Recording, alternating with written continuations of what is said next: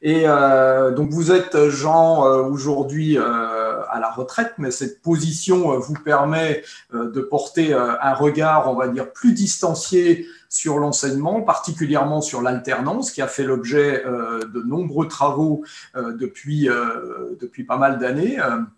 Vous nous expliquerez, je crois, tout ça tout à l'heure.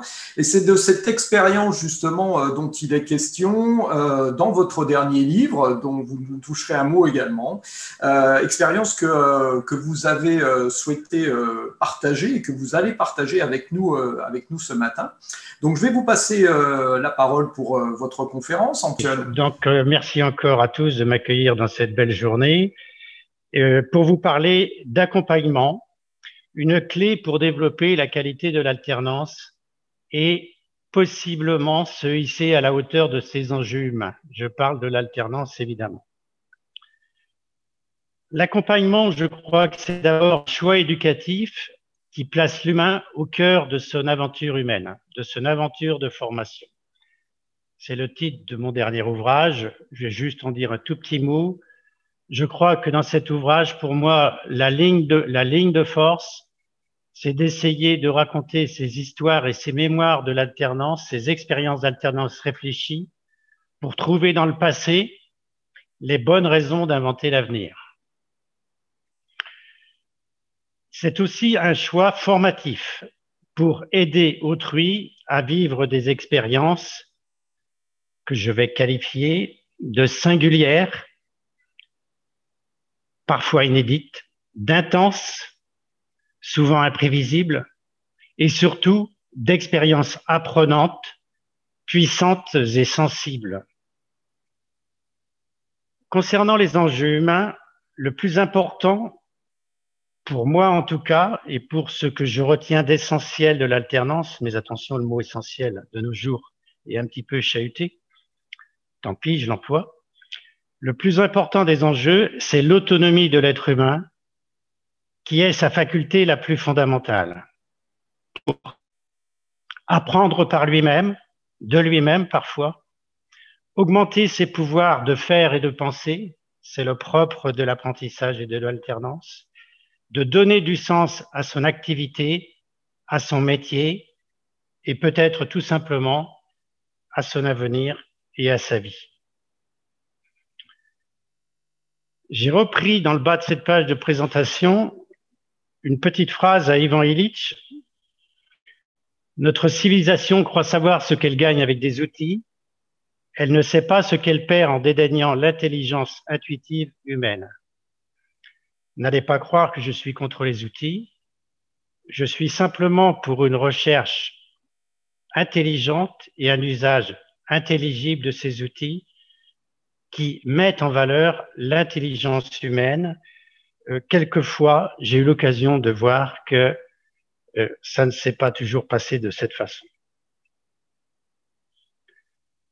Dans les années 1990, lorsque j'étais en formation doctorale à l'université de Tours, j'ai eu la chance de rencontrer Jean-Pierre Dupuy, un chercheur philosophe qui a écrit dès 1976 de larges prémices de ce qui se passe pour moi aujourd'hui.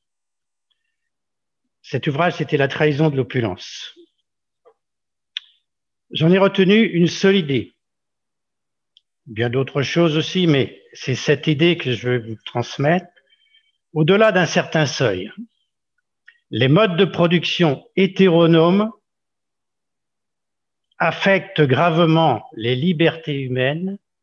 Je rajouterai et les apprentissages, je rajouterai et les facultés d'adaptation humaine. Porte atteinte donc à l'autonomie de l'individu et de l'homme en général. Je voudrais maintenant poser 3 balises. La première, c'est d'affirmer haut et fort que c'est parler de rapports humains éducatifs et formatifs. Je vais être un peu plus précis. Ces rapports sont des interactions et des processus. À l'heure où trop d'interfaces, c'est mon avis en tout cas, éloignent les acteurs de ce qu'ils font et de ce qu'ils sont. Jean-Pierre Dupuy, dont je vous parlais tout à l'heure, à partir de ces travaux que j'ai repris par certains côtés, j'ai travaillé avec lui sur le concept de contre-productivité. Dans les organismes de formation, je parle en général évidemment, mais aussi dans les entreprises et ailleurs, on en voit 3 types se développer très fort. Enfin, à l'époque où j'y étais, peut-être ça s'est amélioré depuis. Des contre-productivités structurelles par encombrement.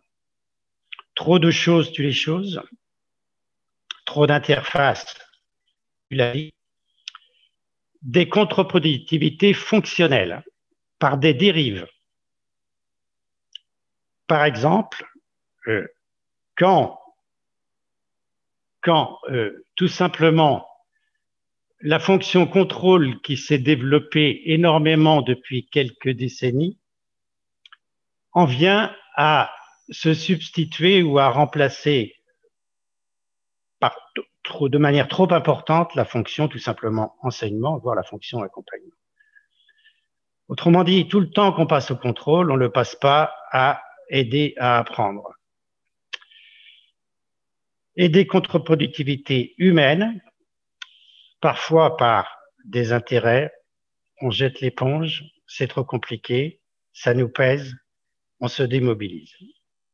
Ce n'est pas toujours le cas, heureusement, mais j'ai repéré ça dans nombre d'organisations de formation. C'est parler aussi de modalités instituées, j'aurais dû ajouter instituées dans ma ligne, de fonctions individuelles et ou collectives. Parce que l'accompagnement, ça se joue, j'allais dire, sous forme de bénévolat, sous forme clandestine, si j'ose dire. Tout formateur, tout enseignant a joué cette fonction à un moment ou à un autre de sa vie, de son métier, de son travail. Ce dont je veux parler, c'est d'une fonction instituée, car je pense que l'apprentissage et l'alternance mériteraient qu'on institue cette fonction, et ça pose d'autres problèmes dont on sera peut-être amené à parler. Des fonctions qui peuvent se jouer au niveau individuel et du groupe. Je l'avais institué dans l'IUP des métiers de la formation, où chaque étudiant était accompagné par une personne, et ces accompagnements individuels étaient parlés, traités en groupe au début de chaque semaine de regroupement. Donc, c'était une manière de valoriser et de faire parler l'expérience. On peut faire aussi des formes d'accompagnement organisationnel et institutionnel. C'est un peu ce dont je vous ai parlé. Quand, par exemple, auprès d'écoles d'ingénieurs de Formasup dans la région Nord-Pas-de-Calais, j'avais accompagné plusieurs dizaines d'écoles d'ingénieurs et l'institution Formasup pour développer la qualité de l'alternance. On peut en parler aussi au niveau politique, je n'insiste pas. C'est parler aussi, quand on parle accompagnement, de stratégies finalisées. C'est-à-dire qui savent où elles vont et qui savent ce qu'elles veulent. Et ça, c'est extrêmement important. Éducative, formative, j'ai du mal à séparer les deux mots. Dans mes écrits, s'il y en a qui ont lu quelques petites choses, je parle souvent d'alternance éducative. Éducative et formative, dont la finalité est l'autonomisation de l'apprenant, j'y reviens. Ingénierie et qualitative, et là aussi j'ai beaucoup travaillé sur les ingénieries inventives. Vous parlez d'innovation dans cette journée. Mon ouvrage Ingénierie des formations en alternance, qui est déjà un petit peu ancien, pour moi reste complètement d'actualité, car il parle de génie inventif et de la manière dont on peut créer, inventer des choses convenables, viables. Au niveau politique et éthique, il s'agit surtout de travailler sur les modes de prescription. Je suis très critique sur les référents et la manière dont ils sont présentés aujourd'hui, qu'ils soient de savoir, de capacité, de compétences, de performance ou je ne sais quoi encore. Au niveau politique et éthique, on parle aussi des modes d'intervention parce que c'est important, la manière de dire aux autres ce qu'on attend d'eux et des modes d'évaluation, en particulier pour attribuer les bons points ou les mauvais points et l'argent qui s'ensuit. Donc, ces stratégies finalisées quand j'interviens, quand nous sommes intervenus dans ces différents enseignements, vise à créer des situations. Elle ne vise pas à en dire la bonne parole, elle ne vise pas à enseigner au sens classique, elle vise à faire vivre des situations par les acteurs concernés pour retrouver la confiance, développer les apprentissages et tendre vers l'autonomisation. Quand on voit certaines équipes appliquer quasiment sans retenue certains référentiels au niveau de l'apprentissage, ça ne correspond en rien à ce que vivent les apprentis sur leur situation de travail et encore plus, je dirais, dans l'entreprise. Ça suppose de créer des conditions également pour susciter, encourager les coopérations et le partage et les productions. La production de savoir en particulier, on est plus habitué en France à la consommation de savoir. La production de savoir, sur laquelle j'ai aussi beaucoup travaillé, permet de cheminer vers l'abstraction. Écrire, se raconter, parler à autrui, dire ce qui ne va pas, comment on tente de s'en sortir, trouver des solutions, c'est tracer son chemin vers l'abstraction et vers les apprentissages. Et c'est donc, au final, requalifier les formations et travailler des transformations à visée qualitative. Accompagner, en résumé ici, ce serait aider à comprendre, à apprendre en et des situations.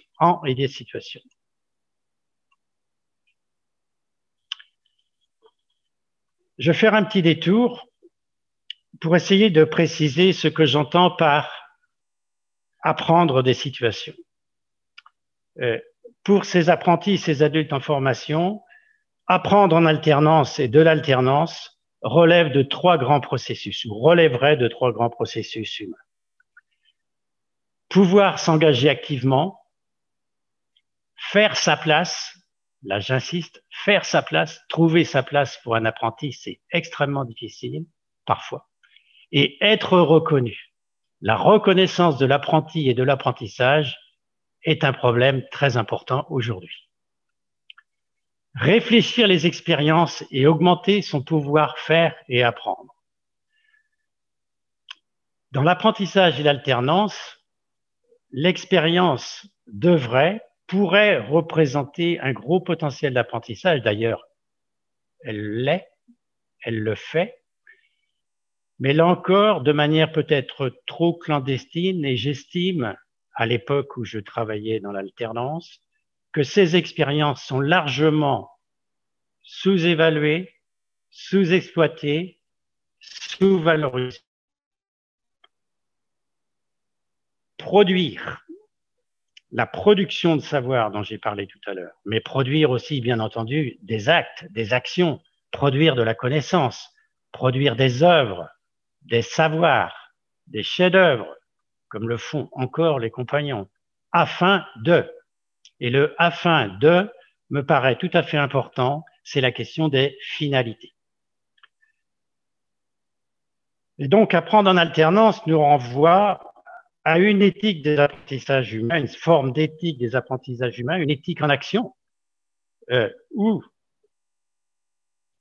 on peut, je cite quelques exemples, s'attacher à promouvoir quelques petits processus humains tels que travailler l'attention à soi, à autrui, travailler la curiosité, c'est le principe même de l'aventure, travailler les choix et les décisions. Je ne vais pas dire Dieu sait parce que je ne sais pas, mais combien le problème des choix et des décisions est extrêmement important pour les apprentis, pour les adultes en formation, qui sont quelque part en position de vulnérabilité parfois. Ils sont dans des entre-deux pas faciles à vivre. Former à l'évolution des tâches, des métiers. Et là encore, la situation actuelle un peu délicate que nous vivons nous met au pied du mur quand on voit la vitesse à laquelle, pour une raison majeure mais mineure, un tout petit virus, par exemple, remet en cause même les les capacités, les compétences de ceux qui font certains métiers. On est obligé de réinventer quelque chose en peu de temps. Former aux interactions humaines, l'écoute, la coopération, travailler avec autrui, la conception, et c'est pas aussi simple. Le partenariat, pour la petite histoire, c'est le premier ouvrage que j'ai écrit. J'étais encore dans la maison familiale à l'époque. Je pense que c'est une clé d'entrée qualitative extrêmement importante. C'est celle en particulier qui avait retenu plusieurs des écoles d'infirmières à l'époque et de cadres de santé pour remettre en avant la qualité de leur formation. C'était la clé d'entrée. Leur clé d'entrée, c'était le partenariat et la coopération externe en particulier, interne également. Dans l'IUP, j'avais mis ce qu'on appelait à l'époque un module qui s'appelait écoute. Il y avait 40 heures sur l'écoute, sous couvert d'audit, parce que les prescripteurs, si j'avais mis 40 heures sur l'écoute, ils n'auraient pas accepté. Mais les prescripteurs ont lu le mot audit, ils étaient contents. Et en fait, je mettais les étudiants en situation d'entraîner à écouter, comprendre autrui et l'organisation dans laquelle ils arrivaient en tant que stagiaires. Et donc, en résumé, c'est accompagner, c'est faire confiance à l'expérience et à l'intelligence intuitive.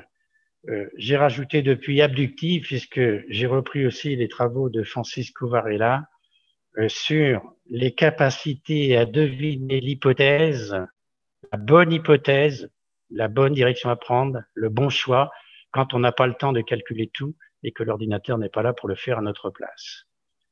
C'est l'abduction. J'ai pas mal travaillé là-dessus aussi. Accompagner, c'est travailler à refinaliser les apprentissages humains non réductibles à des ordres préprogrammés, j'allais dire toujours simplificateurs et forcément réducteurs. Et donc l'accompagnement vise à renverser un peu la vapeur, c'est-à-dire à remettre en jeu productif, en jeu apprenant, toute la valeur qu'on peut attribuer quand on fait attention, quand on porte attention à ces expériences. À ce stade, je crois qu'il est temps de nous expliquer un petit peu sur le concept de qualité. J'ai choisi, j'aurais pu en prendre une autre, j'ai choisi celle-là parce que je crois qu'elle parle bien et je l'ai souvent utilisée. Une entrée ergonomique qui nous permet de distinguer, relier, comme dirait Edgar Morin, de distinguer et relier à la fois trois dimensions, trois façons de voir la qualité. La première, c'est la qualité prescrite, attendue, commandée, dont le processus, dont la chaîne processuelle, si j'ose dire, est tout à fait simple, la programmation, l'application et le contrôle. C'est une chaîne processuelle qui nous emmène vers des productions homogènes et si elle convient, j'allais dire parfaitement, parfaitement, à voir encore dans le domaine industriel, dans le domaine des choses standards, dans le domaine du standard, je pense que, et ça n'engage que moi, mais je pense qu'aujourd'hui, aujourd'hui je ne sais plus, mais autrefois, j'en suis sûr, trop d'éducation et de formation se faisait avec comme toile de fond ce processus qui ne fonctionne pas pour l'humain ou qui fonctionne difficilement. Pas à plein régime en tout cas. Pour l'apprenant, j'entends. Le deuxième, c'est la qualité vécue. Celle-là m'intéresse beaucoup plus, la qualité en acte et la qualité représentée. C'est le domaine du singulier. Et processus associés, on va faire vite, on va simplement dire action humaine, j'aurais dû mettre au pluriel, production en toutes sortes de biens, de services, de savoirs, de connaissances, évaluation, et là je donne le sens que j'attribue au mot l'évaluation, de rechercher la valeur, de rechercher de ce qui vaut, de rechercher la valeur du convenable, singulier locale, qui n'a souvent pas grand-chose à voir avec l'homogénéité et les standards de la commande. Le troisième dimension, alors là, je rentre en plein dans votre journée, me semble-t-il, ce sont les qualités à inventer à travers les génies de l'innovation, les génies humains de l'innovation que nous pouvons mettre en œuvre. J'aurais pris cette grille à Kant, vous l'avez vu déjà. C'est le domaine du particulier, c'est quelle est la qualité de l'organisation ou de l'artefact que je vais mettre en place pour faire en sorte que se rejoignent de manière intelligente et intelligible la qualité prescrite et la qualité vécue. Les trois processus dont elle relève, c'était la base de l'IUP des métiers de la formation à l'époque, c'était les processus de conception, de construction et de conduite qui nous amènent à produire le convenable, le plausible et le possible.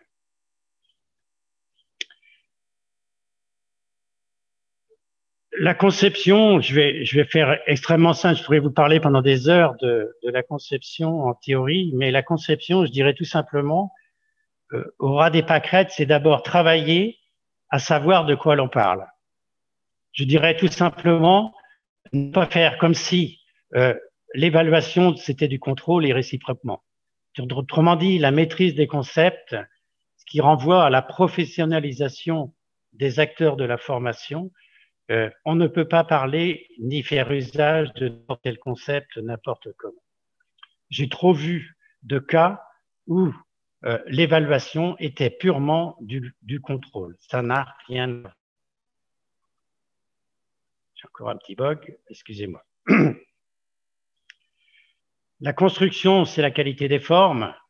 Si je mets en place un IUP avec une fonction accompagnement instituée, ça ne donnera pas la même chose en termes de produits et de production que si je mets en place une organisation de formation type licence et maîtrise en sciences de l'éducation classique qui reprend des savoirs pour les enseigner. La conduite, c'est du même ordre.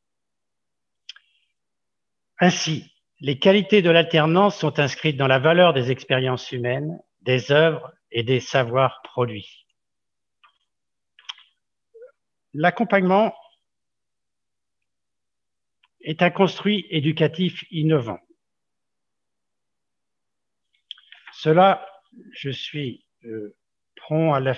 prêt à l'affirmer, en ce sens que les situations d'accompagnement que j'ai pu vivre m'ont donné à voir des situations un petit peu difficiles, parfois un peu difficiles.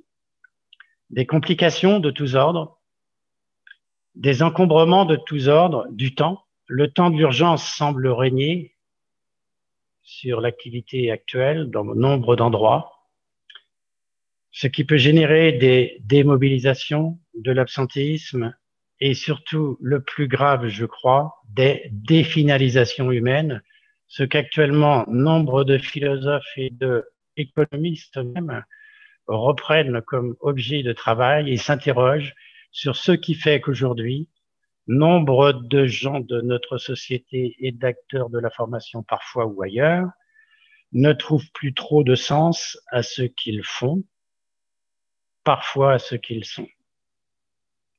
Aujourd'hui, on sent bien que certaines organisations arrivent à leurs limites, certaines de nos modes de pensée, je dirais même, arrivent à leurs limites, et qu'il devient nécessaire d'innover, sans doute de réinventer l'apprentissage et l'alternance. Par exemple, à l'heure où 800 000 jeunes et adultes de 18-25 ans sont au chômage, à l'heure où la transformation des métiers et des tâches et des compétences se fait à une vitesse on ne peut plus rapide, et en ce sens, l'accompagnement pourrait devenir innovation si nous arrivions à l'instituer de manière un peu plus volontaire, un peu plus peut-être professionnelle, car l'innovation tient dans la façon dont on fait alliance avec autrui, entre organisations, et ça on peut regarder autour de vous. Moi je regarde chez les paysans en particulier, pour s'en sortir, ce qu'ils font pour s'en sortir, dans la manière dont on fait alliance pour répondre à des problèmes émergents, urgents en l'occurrence, imprévisibles, imprévus, dont on valorise les expériences et les savoirs pour assurer à terme la viabilité humaine des construits.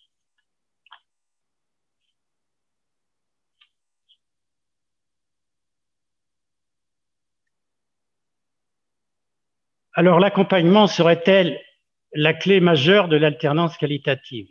Avec un peu de recul, avec beaucoup de recul peut-être aussi, si j'ose dire, je pense que oui. Je pense que la réponse peut être positive.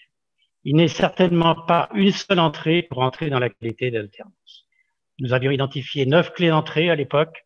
Chacun des organismes accompagnés choisissait la sienne, choisissait celle avec qui il était il avait le plus de proximité. J'ai dit le cas des IFSI tout à l'heure qui avaient choisi le partenariat pour initier leur projet de transformation. Mais là, on a un premier obstacle. Et ce que cette planche un peu essaie de décrire très rapidement, les grandes difficultés pour entrer dans le processus d'accompagnement, initier le projet de transformation politique, ingénierique, pédagogique, personnelle, c'est un moment extrêmement sensible. On passe pas de l'instruction à l'appropriation comme ça, parce que finalement, c'est bien ça que ça veut dire au fond. On ne passe pas de l'enseignement à l'apprentissage comme ça. On ne change pas quelque chose dans le système, on ne change pas, on ne met pas simplement une rustine.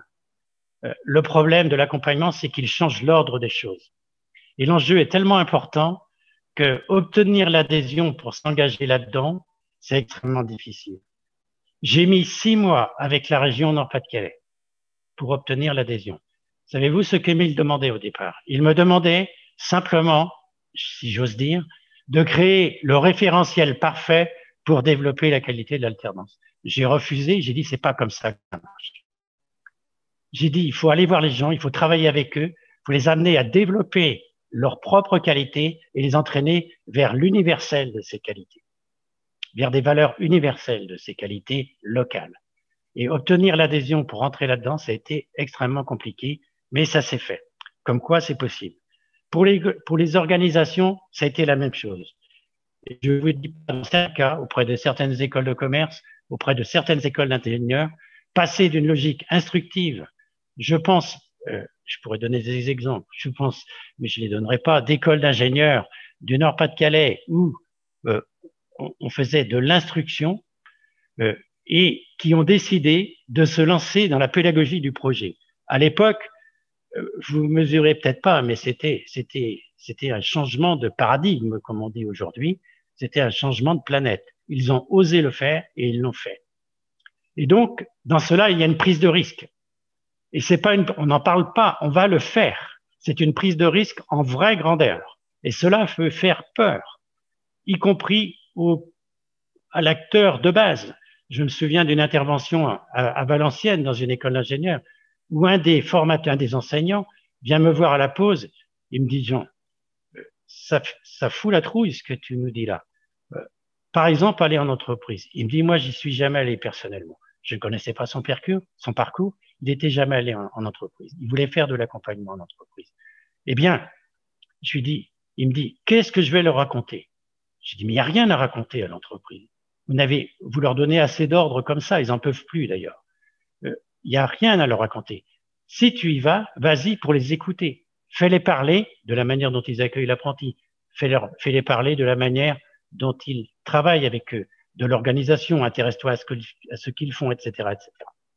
Autrement dit, toutes ces peurs qu'on nomme pudiquement résistance au changement dans les manuels de management, je crois qu'au fond, ce sont simplement des peurs humaines et pour changer, l'information n'y suffit pas, ni les injonctions, ni les méthodes miracles, toutes faites, pensées par d'autres, avant, ailleurs et hors contexte parfois. Et donc, engagement et prise de conscience, gestion du temps et rapport à l'incertitude, je crois que là, il y a des belles choses à travailler. Et donc, le troisième obstacle, c'est d'engager, mais qui devient projet, le troisième problème. Mais problème et projet, c'est la même étymologie, si je me souviens bien. Un travail de reconception. Et le travail de reconception, pour moi, c'est le terreau de l'innovation. J'ai des origines agricoles, excusez-moi. Apprendre de nos expériences et refinaliser, faire alliance et partager le pouvoir et reconcevoir nos formations dans un autre ordre d'idées. Quand transformer, c'est travailler à légitimer nos conceptions. Ça me paraît extrêmement important, cette affaire-là. Je ne peux pas terminer mon propos sans aborder la question des postures, voire des compétences, puisque c'est le mot à la mode, concernant la posture de l'accompagnant, de l'accompagnateur, c'est comme vous voudrez. Et je ne tomberai pas dans le piège de vous en faire un référentiel. Mais je vous soumettrai facilement quelques idées, quelques axes réflexifs, si j'ose dire, quelques points réflexifs, qui font qu'on peut apprendre progressivement à devenir accompagnant ou à adopter cette posture d'accompagnant, d'accompagnateur. Tout d'abord, être convaincu et avoir des visées émancipatrices. Je crois que le terme n'est pas bon. Je préfère parler d'autonomie que d'émancipation, mais bon, c'est des raisons personnelles. Je crois que viser l'autonomie avec le versus, combattre l'hétéronomie instituée, comme disait Illich et Dupuis à sa suite. D'autres auteurs se sont emparés de ce concept. Aujourd'hui, dans nos sociétés, où l'hétéronomie serait quasiment instituée, institutionnalisée. Et là, il y a une dérive grave sociale, sociétale, de mon point de vue toujours. Des expériences à valoriser. Quand on devient accompagnant ou quand on veut le devenir, je crois qu'il faut faire confiance à l'expérience et à l'intelligence intuitive versus les savoirs imposés ou les compétences attendues, peu importe, c'est du même ordre. Convaincu également que partager le pouvoir, c'est-à-dire opérer des reliances, être capable d'opérer des reliances sur certains points que je ne suis pas capable de résoudre tout seul, et donc des partenariats internes, travailler en équipe, c'est une clé qualitative. Partenariats externes, sont d'autres clés qualitatives, versus quand l'urgence, par exemple, et d'autres raisons, les limites de nos conceptions ou de nos cultures ou de nos habitudes, tout simplement, génèrent parfois des replis sur soi. Entamer aussi un cheminement pour passer du modèle de la consommation-transmission de connaissances, de la transmission-consommation, à la production du faire comprendre, agir. Comprendre que finalement, c'est de ce qu'on fait que l'on s'instruit, qu'il ne suffit pas de dire ou d'informer, voire de nommer les attendus, que ce soit sous forme d'injonction ou autre, pour que les choses se passent, pour que les apprentissages s'opèrent.